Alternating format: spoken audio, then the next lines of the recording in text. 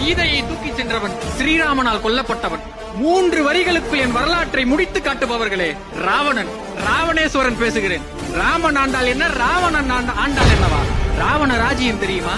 என் கோட்டை சுவற்றை தாண்டுவதற்கு வெளிச்சம் காற்று என் காலன் கூட நடுங்குவான். சொன்னது நான் கிடையாது, எதிராளி அனுமன்.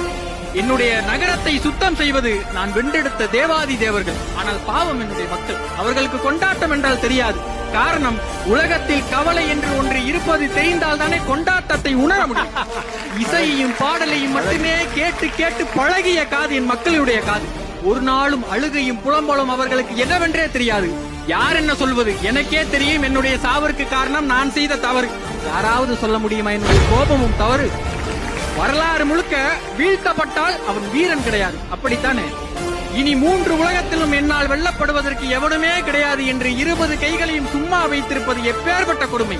ஒட்டுமொத்த காப்பியமும் ராவணனை அரக்கனாக பார்த்தது, ஆனால் ராமனை நாயகனாக பார்த்தது, கடவுளாக பார்த்தது. ஆனால் இந்த அரக்கன் மட்டும்தான், அவன் கடவுள் மட்டும் கிடையாது, அதைவிட பலபடி மேலானவன் என்று வேத முதற் காரணன் என்று பரம்பொருளாக பார்த்தேன். அப்படிப்பட்ட ராமன் வேதம் உள்ள வரைக்கும் இந்த உலகத்தில் பேசப்படுவான் என்றால், எதிர்த்து நின்று செத்துப்போன இந்த ராவணனும் உள்ள வரைக்கும் பேசப்பட்டுதான் கொண்டிருப்பான்.